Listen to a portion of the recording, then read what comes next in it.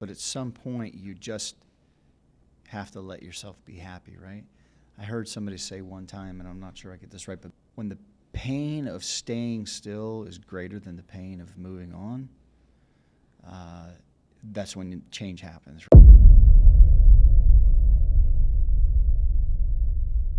Hello. Hi. So last time we were here, you were talking a little about being in that really dark place and starting to come out of that when you referred to the phoenix rising. Yeah. I'm just, so much there, right? When you're alone with your thoughts, and you start to try to make sense of what just happened or what you're going through, right? All that second guessing. I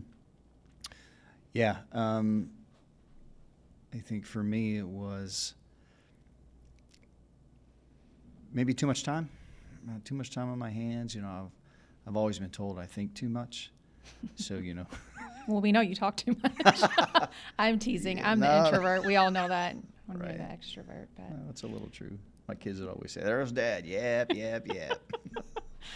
But yeah, so looking back at it now, I realized that was the time and the space that I needed to really begin to unpack maybe all that stuff that I had locked down, like I was saying last week. Oh, it definitely gave me perspective. I kind of realized I wasn't in a happy, deep, loving relationship until I had to step out of it and be quiet and listen. I was actually happier alone. And here I didn't even think I wanted the divorce. The irony of it. Initially, it felt like something that was happening to me. But as I went through this healing period, it actually felt like something that was happening for me. Yeah. Like something that really needed to happen. Did you ever find that, did you ever get they talk about the stages of, I don't know, stages of grief maybe, and there's I forget how they go, but there's anger, there's projecting, there's guilt, and there's obviously acceptance, I think, is at the end. But did you ever find yourself getting really angry? And oh, absolutely. Shock, then anger, and then especially as some information started to come out about the circumstances around him leaving. But like I said, it actually was a blessing in disguise for me. Yeah. And I mean, I'm sure, for him to get to experience a full, deep love that you and I have now in a relationship that we have and share, that's all anybody wants. It's, you hope everyone gets to experience that in this life. And I get it, and I know that I know you, and you're empathetic, and you're always selfless and giving. But I mean, let's be real. Back at that point, oh, are you back at the anger? See, I've already moved on. Yeah, right. Maybe that's why my process is so much quicker than yours. Yeah, maybe you got a lot of boxes you need to unpack. Right? I probably do. Yeah. But so I'm just curious. So, what did it look like? I mean, were you? Because obviously, the anger has to come out. And sometimes it can be ugly. I'm just wondering how you dealt with it. Did you notice it right away and put a lid on it, or did you? Well, I mean, I definitely had thoughts yeah. of mean things I could do or say or expose, but I just held that in. Honestly, I didn't want to make it any uglier than what it had to be, mainly because of my kids. If I had no kids, it probably would have gotten ugly through the anger point. But I knew that anger or acting out would only hurt them. Yeah. So. Yeah. No, I was exactly the same way. I knew that I could have gone down the road of fighting it out in the courts and just being a real insensitive to it. But I knew that whatever decision I made that followed that route was going to drag my kids into it. Well, what do you feel helped you get through the anger point and to more of forgiveness of yourself? Because I know you felt a lot of guilt being the one that chose to leave. Yeah, so my anger was a little bit, it was probably different because, like I said, I was the one that initiated it. So maybe a lot of that guilt and anger were kind of wrapped around each other, but they were more self-directed, right? So although I knew, it was weird because like forever I knew that I wasn't happy, and then I knew I was not in a relationship that I wanted to continue in. And I like to tell people that, you know, looking back, you know, we're both great people, her and I. We just weren't a great couple, and we were growing Right. we were growing differently. And you know, and this might be a conversation for another time. But you know, at the time, I was in the church, and while my faith is still really important to me, I was just, there was this whole Another pair of judging eyes Yeah. looking down on you. yeah, there was this A whole, whole, yeah, hmm whole community. yep, and this sense of just not being, I don't know, not. I knew that I wanted to be out, and people would say, "Oh, you know, you just need to work on your marriage. You need to work on your marriage." Matter of fact, I had met with a couple of counselors, and that was really their end goal, was like, you got to fix it because, you know, that's what God But wants. you had attempted to fix it. You didn't just up and bail at the first sign of trouble. And I mean, as we both know, marriages go through ups and downs, and there are definitely things that marriages need to work through. Right. But there are certain points. I mean, you got to have two willing parties, right, to want to fix it. You do. And you made all the attempts. You did the counseling and were upfront and honest.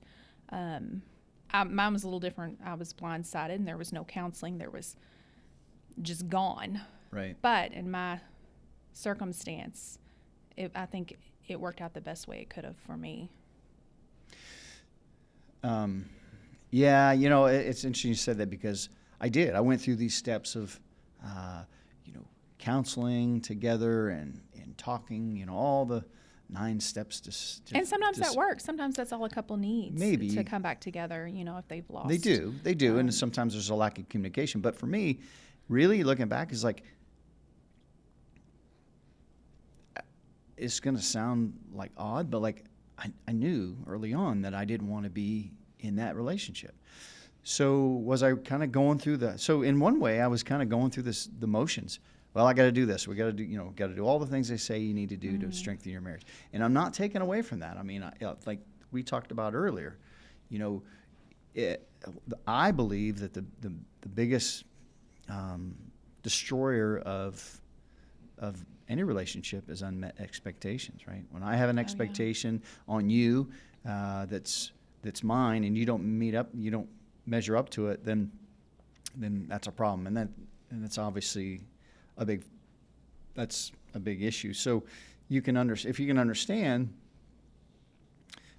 if there's a breakdown, or if there's things that aren't or off in the marriage, you can work on them, and that's the difference between saving a successful or failing marriage. Then yes, by all means. But I was just going through the motions because I thought that's what I was supposed to do, and that's what people are telling me, you need to do that. But and we get back to the intuition, that inner self is like, no.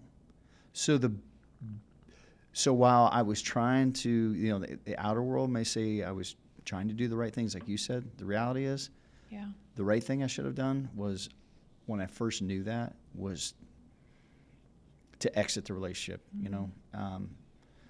And there may be a lot of people disagree with that, but yeah, I kind of feel like if we would have done all the traditional things like you just talked about, the counseling and all that, we still would have ended up in the same boat. So we kind of chopped out right. a lot of time and got to both move on and move forward with our lives, our new lives. And even though in my mind it was scary and I didn't think I wanted that, in my gut, I knew that it was time. Yeah.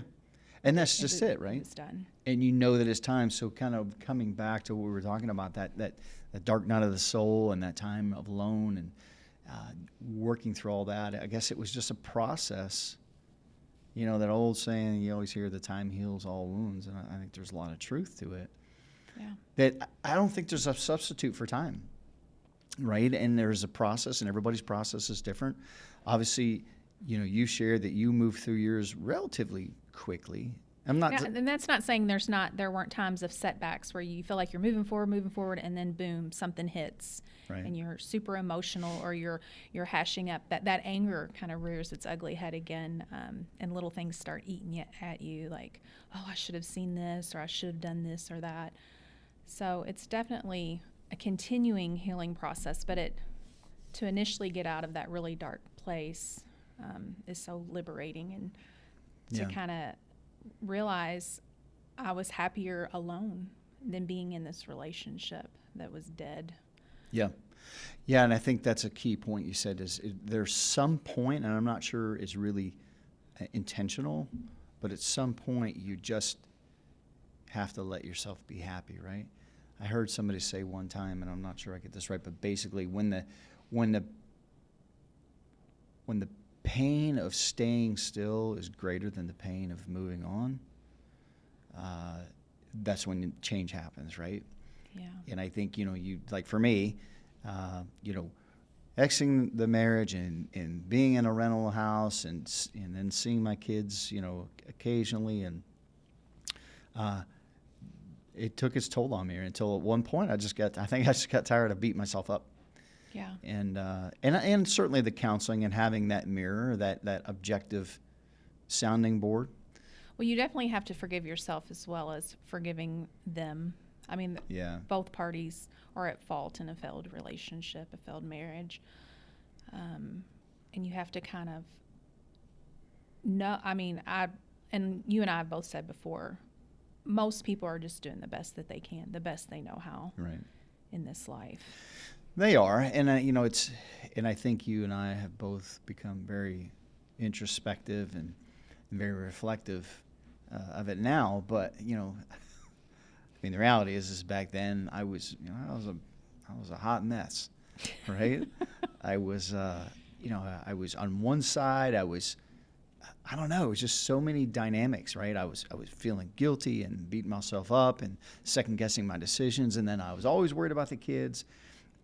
Even though in the long run I knew, I think one of my kids told me this one time. They said, Dad, we just want you to be happy. Yeah. And that was a real liberator.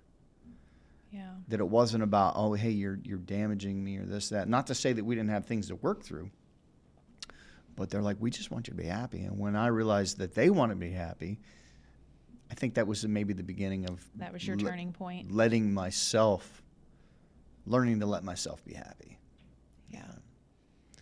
So, and then it was, and then it was a shift to, all right, what's this single life, all right? Now I'm walking up to being, a single man, and as Well, when you've basically been in a relationship your whole life, we met in high school. right. Started dating him when I had been with him since I was 16 years old. So I'd never really truly dated as an adult. I was a child. Yeah. Went straight into having a baby and a marriage and being with this person for 24 years. So it was a major cultural reality shock. Do you feel comfortable talking about that a little bit? You want to talk about it this time? What are we talking No, about? I'm sorry. I guess what I meant is like how everything started so early for you. Oh no, we can talk about it. Yeah, just because I think it's not only is it really interesting, but I think there's probably a lot of people out there that are in the same boat or were in the same boat. Yeah, so we got together when I was 16. We started dated through high school. I got pregnant when I was 18, well, technically 17, but then turned 18, graduated high school. He was a year older than me. Had a baby that following August after graduating, and a year later we went ahead and got married. Now, we did love each other, but it was a young relationship, and I don't necessarily know if we would have gotten married so early. I mean, I can honestly say probably not. So early on, if it hadn't been for having the baby and just kind of doing all that. Yeah, not to get off topic too much, but was there a lot of judgment at that point in your life and in your culture, where you lived? If there was, I was oblivious to it. I had Yeah. a very loving and supporting family that rallied around us, and we had a great support system. So honestly, I didn't feel judged, and was happy as could be, and had a wonderful, experience, pregnancy, and a wonderful, perfect little boy out of it. So, I mean, I wouldn't change that, obviously, at all. Yeah. But it probably did change the course of where I was going at that point in my life. Right. Yeah.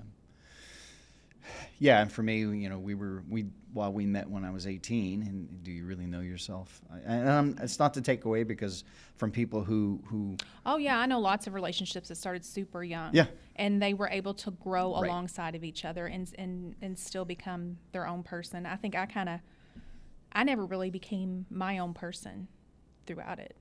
I was thrown into mothering and caring for family. Why are your eyes watering? You're going to make me cry.